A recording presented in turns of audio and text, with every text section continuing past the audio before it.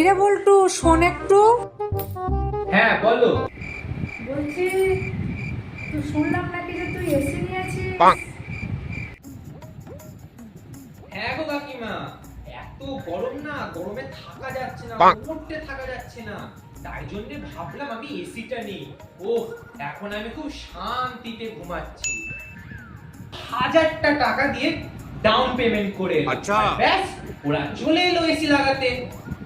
তা down payment করেছিস সেটা নয় বুঝলাম, কিন্তু এরপর টাকাগুলো তুই কোথা থেকে দিবি?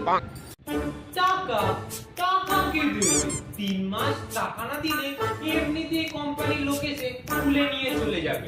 আর 3 মাস পর গরম এমনিতেই চলে যাবে, বর্ষাকাল চলে আসবে, কার এসি দরকার পড়বে? তাই कौन है? कहाँ से आते हैं?